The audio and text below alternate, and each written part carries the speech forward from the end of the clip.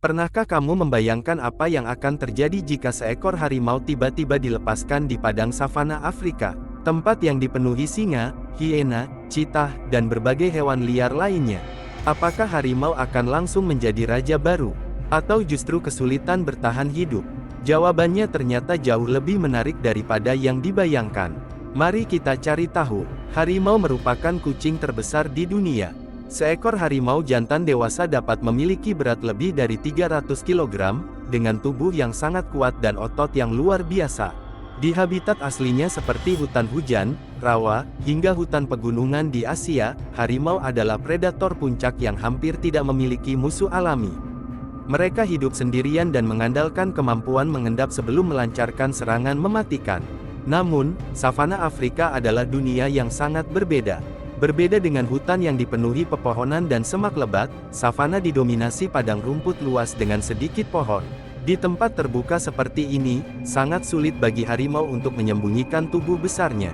Mangsa seperti zebra, impala, atau wildebeest memiliki penglihatan yang tajam dan biasanya hidup dalam kawanan besar. Begitu satu ekor menyadari ada bahaya, seluruh kawanan akan langsung berlari. Padahal, strategi berburu harimau bergantung pada kejutan. Mereka biasanya mendekati mangsa hingga jarak sekitar belasan meter sebelum melompat. Jika mangsa melihat mereka lebih dulu, peluang keberhasilan buruannya akan turun drastis. Jadi, di savana, harimau kemungkinan harus mengeluarkan energi lebih banyak hanya untuk mendapatkan satu kali makan. Lalu, bagaimana jika harimau bertemu dengan predator lain? Di Afrika, harimau tidak akan menjadi satu-satunya pemburu. Ia harus berbagi wilayah dengan singa, hiena tutul, macan tutul, cheetah, dan anjing liar Afrika. Masing-masing memiliki keunggulan yang sudah terbentuk selama ribuan tahun evolusi. Singa misalnya, hidup berkelompok dalam kawanan. Mereka bekerja sama saat berburu dan saling melindungi wilayah. Jika seekor harimau memasuki wilayah singa, kemungkinan besar ia akan dihadapi oleh beberapa singa sekaligus. Walaupun harimau sangat kuat, menghadapi beberapa lawan dalam waktu bersamaan tentu menjadi tantangan yang sangat berat. Hiena juga akan menjadi masalah besar. Banyak orang menganggap hiena hanya pemakan bangkai, padahal kenyataannya mereka adalah pemburu yang sangat sukses. Mereka juga terkenal berani mengusir predator lain dari hasil buruannya jika jumlah mereka lebih banyak. Seekor harimau yang baru saja berhasil menjatuhkan mangsa bisa saja kehilangan makanannya karena dikepung sekelompok hiena. Bagaimana dengan cheetah? Kemungkinan besar tidak akan terjadi pertarungan. Cheetah lebih memilih menghindari konflik dengan predator yang jauh lebih besar. Mereka mengandalkan kecepatan luar biasa, bukan kekuatan.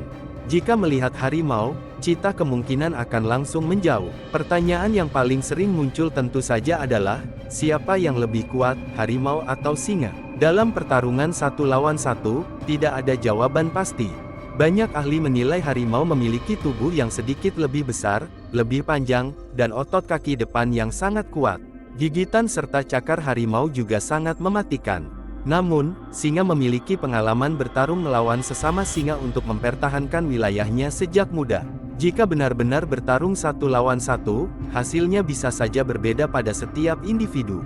Tetapi di alam liar, pertarungan seperti itu hampir tidak pernah terjadi. Yang jauh lebih mungkin adalah seekor harimau harus menghadapi satu kawanan singa. Dalam situasi seperti itu, peluang harimau untuk menang tentu jauh lebih kecil. Selain menghadapi predator lain, harimau juga harus beradaptasi dengan cuaca. Savana memiliki suhu yang sangat panas pada siang hari. Untungnya, harimau sebenarnya cukup pandai berenang dan menyukai air. Mereka mungkin akan menghabiskan lebih banyak waktu di sekitar sungai atau rawa untuk mendinginkan tubuh sekaligus mencari mangsa yang datang untuk minum. Jika harimau berhasil menemukan wilayah yang memiliki banyak semak, pepohonan, dan sumber air, peluang bertahannya akan meningkat. Mereka kemungkinan akan berburu pada malam hari atau saat matahari mulai terbenam ketika kondisi lebih gelap dan mangsa lebih sulit melihat kehadiran mereka. Lalu, apakah harimau bisa berkembang biak dan membentuk populasi di savana? Dalam jangka pendek, mungkin ada beberapa individu yang mampu bertahan hidup. Namun, dalam jangka panjang tantangannya jauh lebih besar. Persaingan makanan, konflik dengan singa, tekanan dari hiena, hingga kondisi lingkungan yang berbeda membuat peluang terbentuknya populasi harimau yang besar di savana menjadi sangat kecil tanpa proses evolusi yang berlangsung selama ribuan tahun. Hal ini menunjukkan bahwa menjadi predator terkuat bukan hanya soal ukuran tubuh atau kekuatan. Lingkungan tempat hidup memiliki peran yang sangat besar. Hewan yang luar biasa di satu habitat belum tentu menjadi yang terbaik di habitat lain. Jadi, jika seekor harimau benar-benar hidup di savana Afrika, ia mungkin masih menjadi predator yang sangat berbahaya. Ia tetap mampu berburu dan mengalahkan banyak mangsa. Namun, hidupnya tidak akan semudah di hutan Asia. Ia harus menghadapi persaingan yang jauh lebih keras, berburu di tempat terbuka, dan terus waspada terhadap predator lain yang sudah lebih dulu menguasai wilayah tersebut. Kesimpulannya, harimau kemungkinan mampu bertahan hidup di savana dalam kondisi tertentu, tetapi peluangnya untuk menjadi penguasa baru Afrika sangat kecil.